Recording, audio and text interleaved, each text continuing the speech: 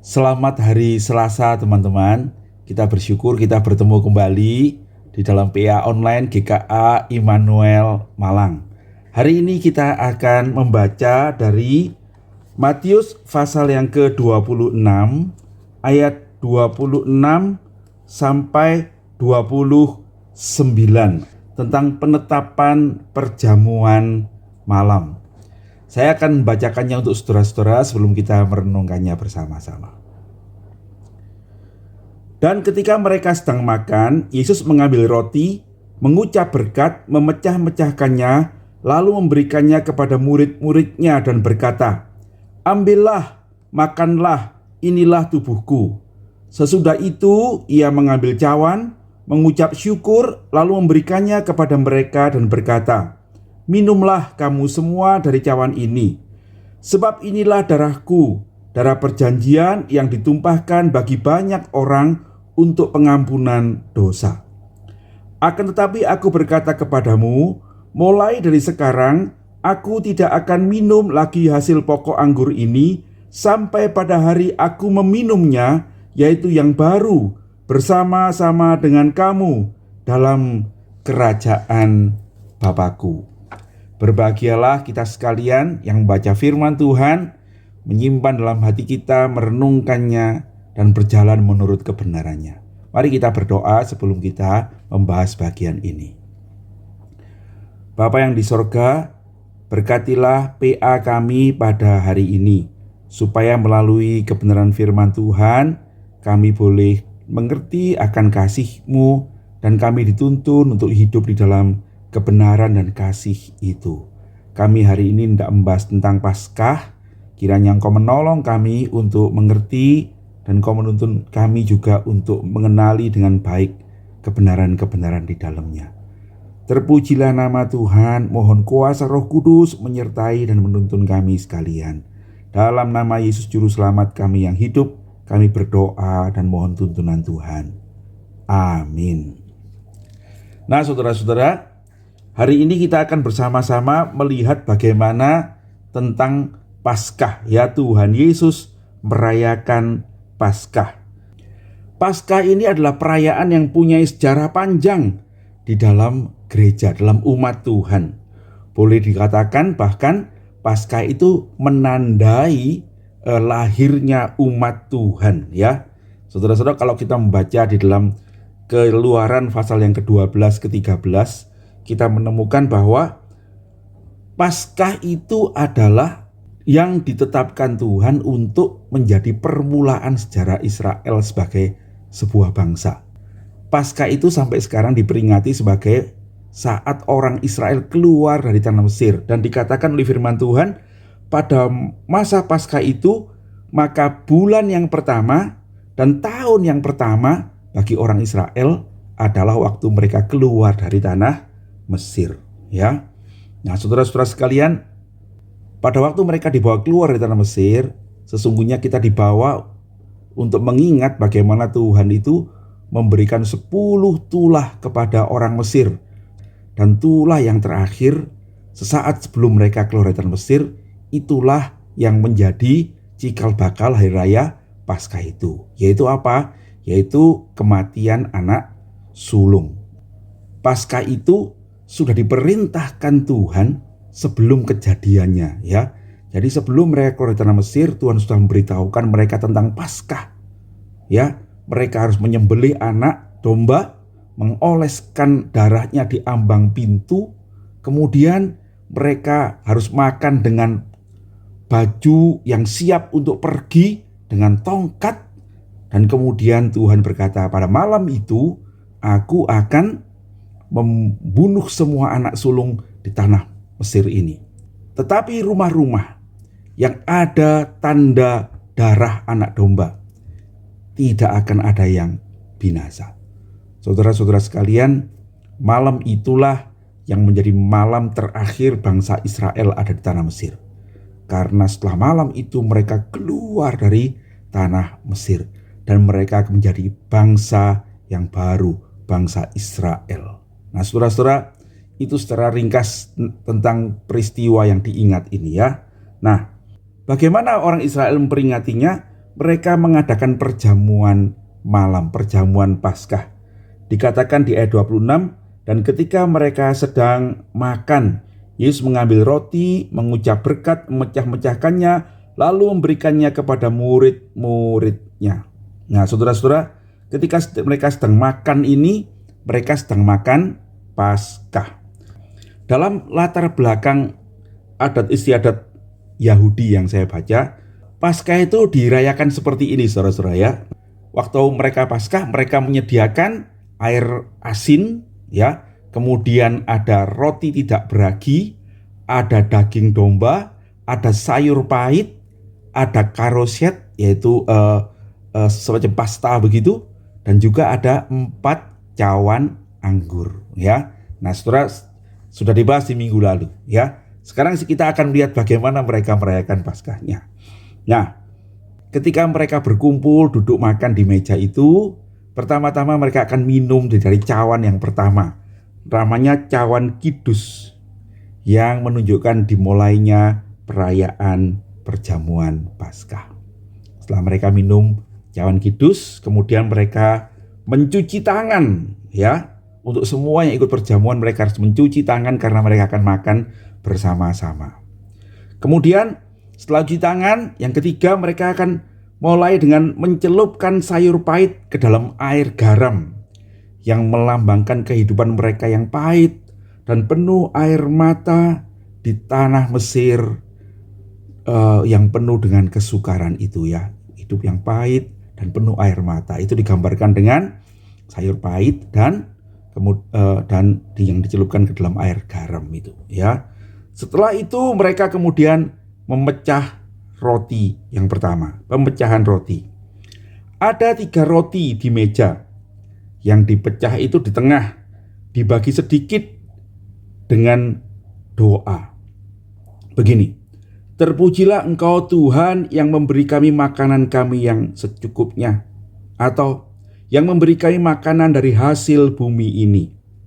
Itu untuk mengingatkan orang-orang Yahudi bahwa penderitaan dan perbudakan bukanlah seluruh roti, ya, tetapi hanya untuk sedikit roti, 1 roti dari 3 roti itu yang dipecahkan untuk mengingatnya. Kemudian mereka sebelum makan berdoa seperti ini. Inilah roti penderitaan nenek moyang kita yang kita makan di Mesir. Ya, kalau orang Israel sedang di luar negeri, bukan di Israel, mereka akan menambahkan seperti ini. Kita makannya di sini sekarang, tetapi nanti di Israel. Sekarang sebagai budak, nanti sebagai orang merdeka. Lalu mereka makan roti yang pertama itu. Setelah mereka makan roti, maka ada cerita tentang kisah keluaran. Seorang anak, biasanya yang paling kecil di antara keluarga yang berkumpul itu, akan bertanya kepada orang yang paling tua di antara keluarga itu. Apa maksud semuanya ini? Dan kemudian ayahnya akan menjawab seperti yang terdapat dalam Keluaran pasal 13. Saya bacakan untuk saudara. Keluaran 13 ayat 14. Dan apabila anakmu bertanya kepadamu di kemudian hari, apa arti semuanya ini? Maka haruslah engkau berkata kepadanya, dengan kekuatan tangannya, Tuhan telah membawa kita keluar dari Mesir, dari rumah perbudakan.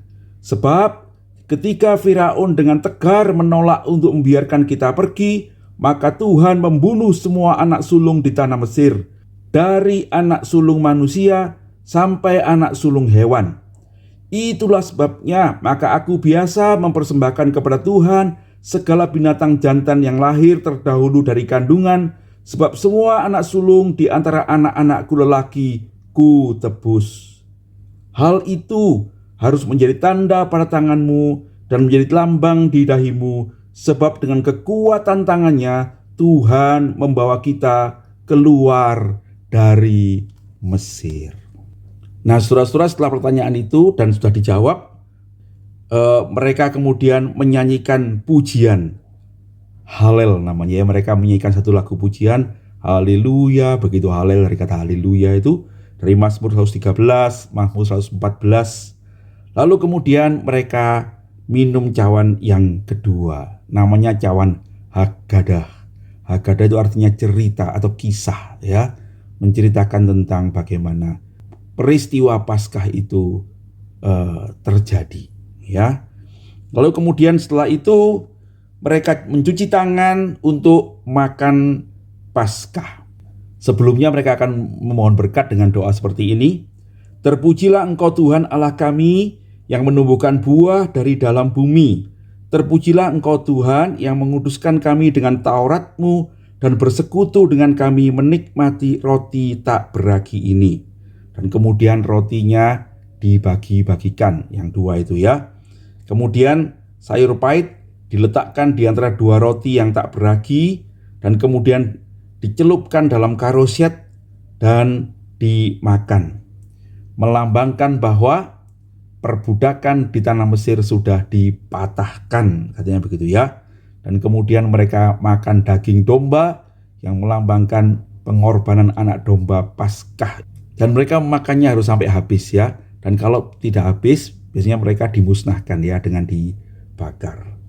Nah, kemudian mereka mencuci tangan. Nah, lihat ya, setelah makan roti itu, mencelup air pahit, makan daging domba, lalu mereka mencuci tangan sekali lagi, dan kemudian mereka memecahkan roti tak beragi yang sisa, yang di meja, yang kemudian, ya, bukan cuma yang di meja yang tiga itu, ya, namanya mereka juga mengeluarkan yang lain dan mereka menghabiskannya.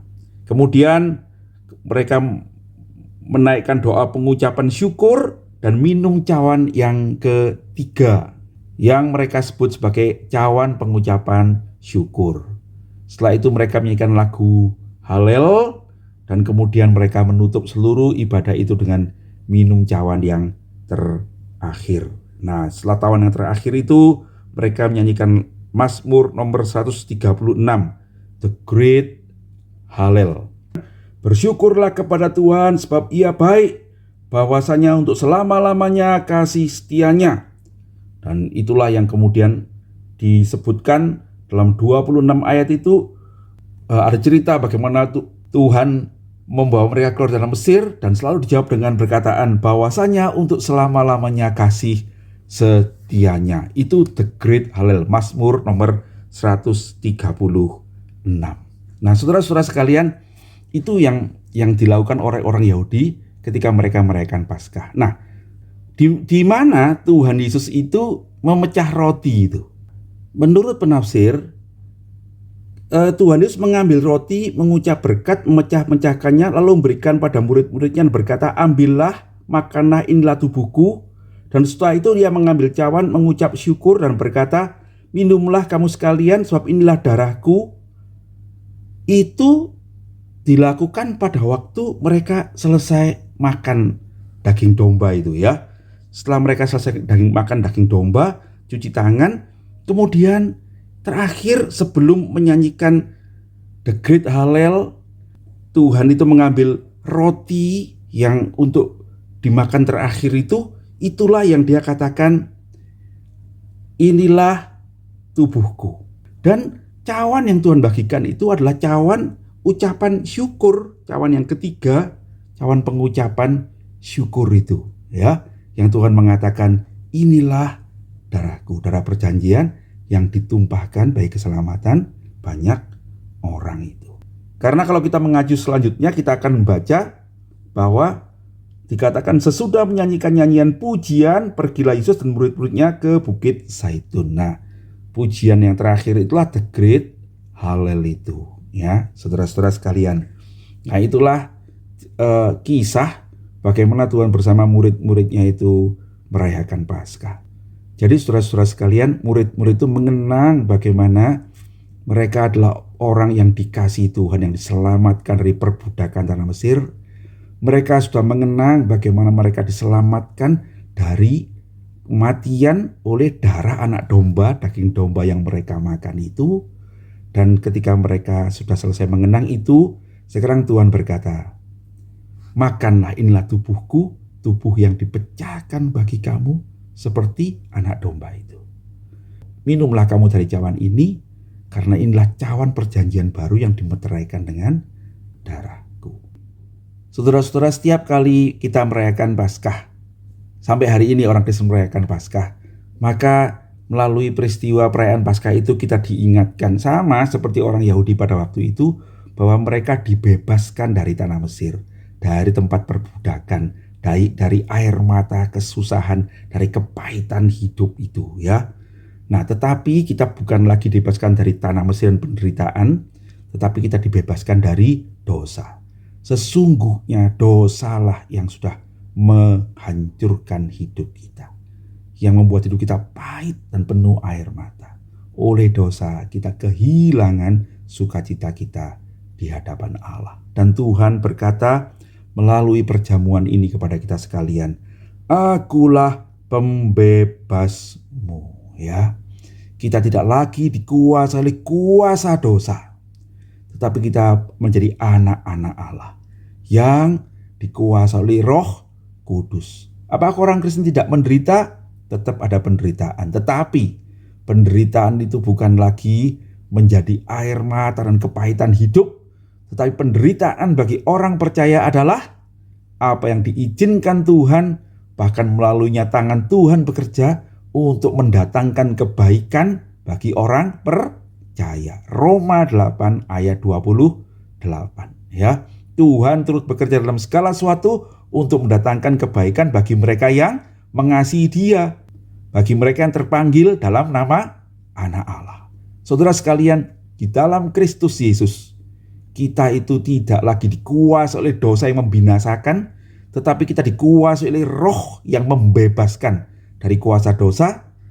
Dalam perjalanan hidup yang pasti banyak pergumulan itu bukan lagi membinasakan, tetapi pergumulan itu membentuk karakter kita untuk memuliakan nama Tuhan, untuk menjadi serupa dengan Kristus ya. Puji Tuhan. Jadi kita bersyukur saudara, apapun yang terjadi sekarang, saudara adalah orang yang bebas di dalam Kristus Yesus, bukan lagi dalam kuasa dosa. Yang kedua saudara-saudara, pada setiap perayaan Paskah mereka diingatkan bahwa mereka diselamatkan ya. Mereka diselamatkan dari mana?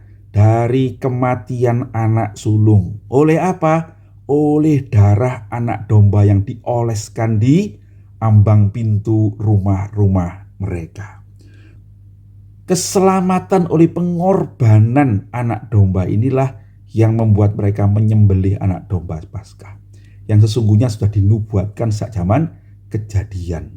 Dengan demikian, ketika Tuhan Yesus mengatakan inilah tubuhku yang dipecahkan bagi kamu itu, Tuhan mengingatkan kita sekalian, dialah anak domba Paskah itu ya, yang harus disembelih, yang darahnya harus dicurahkan, supaya ketika kita percaya dan darah anak domba itu ada dalam ambang pintu hati kita, kita pun akan diselamatkan dari kematian kekal ya. Kematian kekal, bukan oleh perbuatan baik kita, tetapi oleh pengorbanan Yesus Kristus Tuhan kita. Yohanes 3 ayat 16 berkata, "Karena begitu besar kasih Allah akan dunia ini, sehingga Ia mengaruniakan anaknya yang tunggal, supaya barang siapa yang percaya kepadanya tidak binasa, melainkan beroleh hidup yang kekal." Yang ketiga saudara-saudara, kita bertemu dengan sebuah kata tentang perjanjian. Di ayat 28 dikatakan, "Sebab inilah darahku, darah perjanjian yang ditumpahkan bagi banyak orang untuk pengampunan dosa." Nah, kata ini penting sekali ya, perjanjian, covenant itu ya. Nah, saudara-saudara, perjanjian itu apa? Perjanjian itu adalah hubungan dua pihak. Kalau ada dua pihak atau dua orang atau dua keluarga, dua kelompok membuat perjanjian, artinya mereka membangun hubungan ya. Nah, saudara-saudara sekalian, hubungan itu kata Tuhan Yesus diikat dengan darahku ya. Darah perjanjian itu menunjukkan bahwa ada ikatan perjanjian antara Allah dan manusia yang dimungkinkan karena ada pencurahan darah Kristus. Dari hal inilah kita mengerti bahwa oleh kematian Kristuslah kita itu kemudian dipulihkan hubungan kita dengan Allah.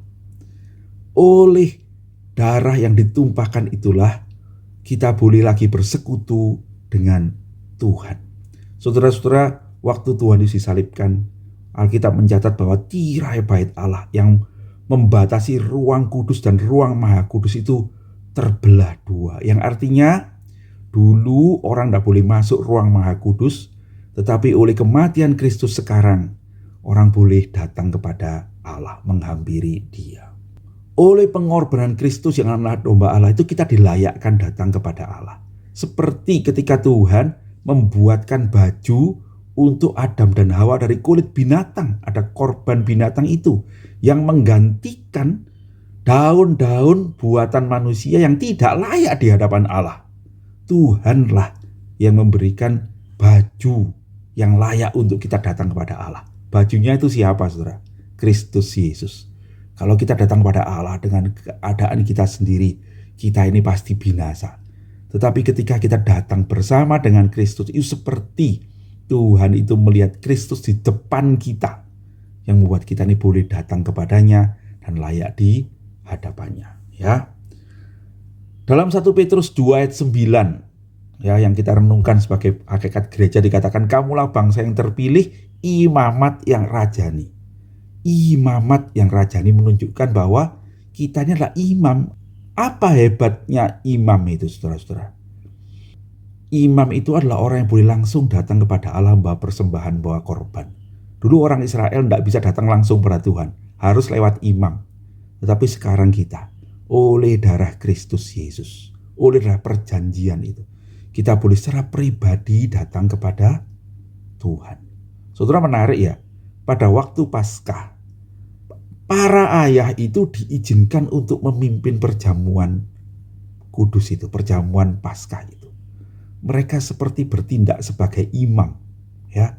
Ini menggambarkan nanti di dalam Kristus kita ini semua diizinkan untuk datang kepada Allah sebagai imam. Ya, kita boleh berdoa secara pribadi dan Tuhan menjawab doa saudara. Ya, tidak usah datang kepada pendeta seperti saya, ya. Saudaralah imam di hadapan Allah juga. Yang terakhir, saudara-saudara, di dalam ayat yang ke-29 dikatakan begini. Akan tetapi aku berkata kepadamu, mulai dari sekarang aku tidak akan minum lagi hasil pokok anggur ini sampai pada hari aku meminumnya, yaitu yang baru bersama-sama dengan kamu dalam kerajaan Bapakku. Saudara-saudara sekalian, pada waktu perjamuan kudus itu dimulai oleh Tuhan Yesus, Tuhan sudah mengingatkan akan sorga. Saudara-saudara, Tuhan akan mati disalib setelah peristiwa itu. Dan sesungguhnya perjamuan kudus itu menceritakan tentang penyaliban Kristus, tubuh yang dipecahkan dan darah yang dicurahkan.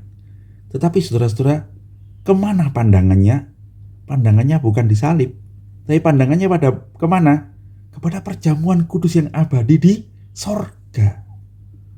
Saudara-saudara sekalian, itu menunjukkan bahwa sesungguhnya salib itu bukanlah kekalahan. Salib itu adalah jalan untuk menuju kemuliaan. Tuhan Yesus tahu setelah dia disalib, dia akan bangkit, dia akan naik ke sorga, dan di sana dia akan menyiapkan perjamuan kudus yang abadi bersama-sama dengan kita, umatnya. Salib bukan kekalahan, salib itu kemenangan. Salib itu bukan kecelakaan, salib itu direncanakan. Rencana kemuliaan bagi Tuhan Yesus Kristus yang akan kembali ke sorga, menyiapkan perjamuan kudus bagi umatnya dan bagi kita sekalian. Sebab ketika kita percaya pada Tuhan, kematian itu akan juga menjadi saat kita masuk pintu gerbang kemuliaan. Saat kita bertemu dengan Tuhan di sorga, menikmati perjamuan kudus yang abadi. Saudara-saudara, itu pesan yang mesti kita hayati setiap kali kita melakukan perjamuan kudus, ya. Perjamuan yang diingatkan oleh Tuhan Yesus Kristus sendiri. Kita selalu memakan yang di bumi ini, lambangnya, untuk menantikan saat kita memakannya yang sejati di sorga. Dari waktu kita makan lambangnya, sampai kita makan yang sejati di sorga. Apa yang kita lakukan, saudara-saudara? Mari kita hidup memuliakan Tuhan. Mari kita menantikan waktu itu dengan sukacita.